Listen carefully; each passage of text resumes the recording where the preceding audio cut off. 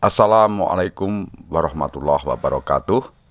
Salam budaya, salam sejarah, salam rahayu, salam waras. Sedulurku yang berbahagia, selamat bertemu kembali dengan saya Kang Jinggu di channel Kaji Pro.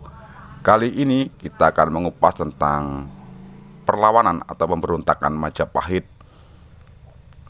Dan bila panjenengan baru menemukan channel Kaji Pro, silahkan tekan tombol subscribe. Dan juga bagi panjenengan yang sudah memberikan subscribe, jangan lupa untuk memberikan like dan komentar. Sedulurku sekalian, bila video ini panjenengan anggap bermanfaat, silahkan untuk dibagikan kepada yang lain melalui akun media sosial yang panjenengan punyai.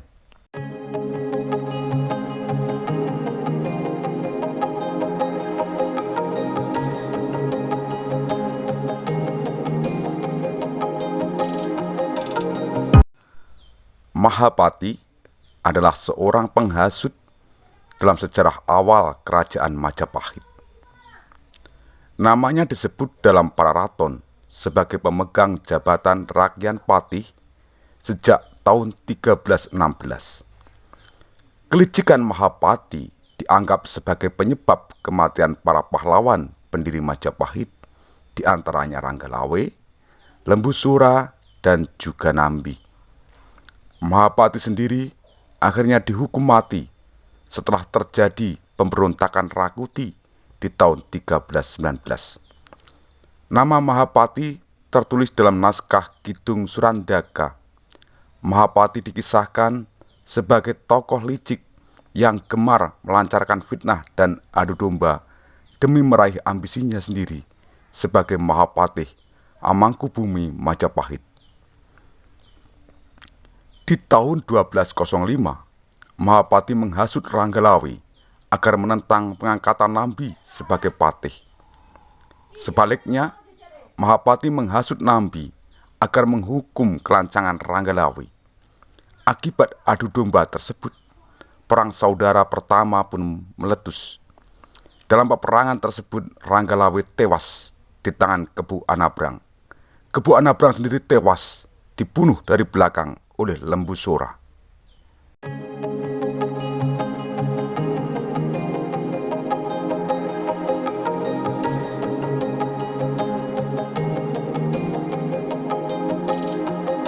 Di tahun 1300, Mahapati menghasut Mahisa Taruna Putra Kebu Anabrang agar menuntut pengadilan untuk Lembu Sura.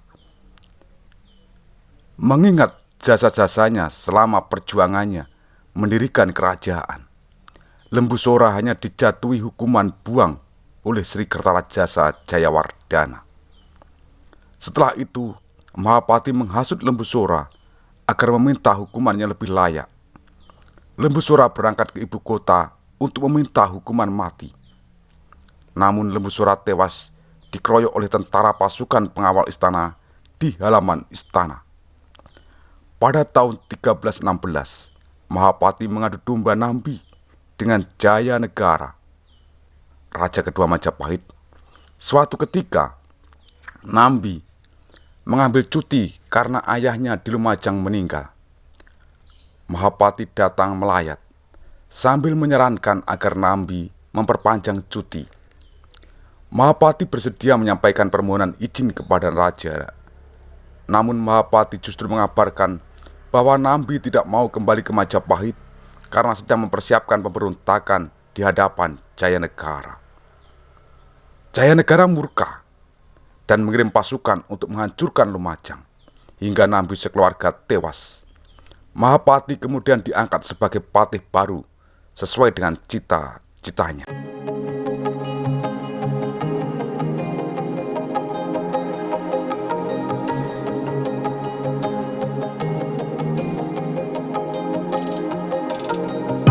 Sedulurku, pada tahun 1319 terjadilah pemberontakan Rakuti. Pemberontakan tersebut berhasil ditumpas oleh seorang bekel Bayangkari bernama Jagamada. Ini adalah nama lain dari Gajah Mada ya, yang kemudian menjadi abdi kesayangan Jaya Negara. Setelah pemberontakan Rakuti, hubungan antara Jaya Negara dengan Mahapati mulai renggang. Akhirnya semua kejahatan yang pernah dilakukan Mahapati terbongkar. Mahapati kemudian dihukum mati dengan cara cineleng-celeng. Cineleng-celeng seperti babi hutan ini. Tokoh Mahapati hanya dapat ditemukan dalam Pararaton dan Kidung Surandaka. Istilah Maha bermakna besar, sedangkan Pati bermakna penguasa. Oleh karena itu, dapat disimpulkan bahwa Mahapati adalah seorang yang berambisi besar untuk menjadi penguasa. Karena Mahapati bukan nama asli, melainkan nama julukan. Pararaton mengisahkan Mahapati menjadi patih setelah kematian Nambi di tahun 1316. Beberapa sejarawan menduga bahwa Mahapati identik dengan Dyahalayuda, yaitu nama patih Majapahit yang tertulis dalam prasasti Siddhateka di 1323. Apabila dugaan ini benar, maka tokoh Mahapati bukan orang biasa, namun masih keluarga bangsawan.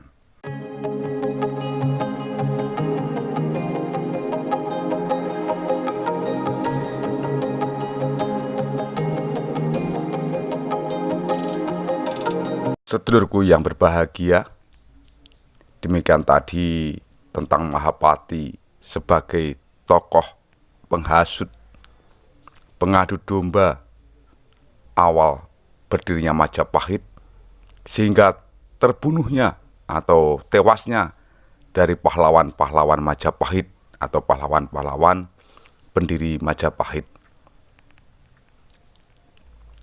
Sementara itu Pararaton menyebutkan juga bahwa Sri Kertarajasa Jayawardhana ini mangkat di Antapura di tahun 1257 setelah menderita penyakit bisul. Sementara itu negara Kertagama juga menyebutkan tentang kemangkatan Sri Kertarajasa Jayawardhana pada pupuh 47. Ya. Dan juga lebih jauh negara Kertagama ini menyebutkan bahwa Sri Kertarajasa Jayawardhana didarmakan sebagai harihara di samping dengan sifat siwaistis dan Antapura dengan sifat buddhistis, yakni perwujudan Siwa dan Wisnu dalam satu arca. Sedulurku, kiranya demikian dulu apa yang bisa saya sampaikan terkait kisah dari awal pendirian Majapahit ini sehingga pemberontakan Majapahit.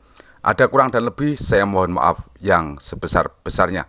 Trering ungkapan ono rino ono opo ono awan ono pangan. Salam budaya, salam rahayu, salam waras. Wassalamualaikum warahmatullahi wabarakatuh.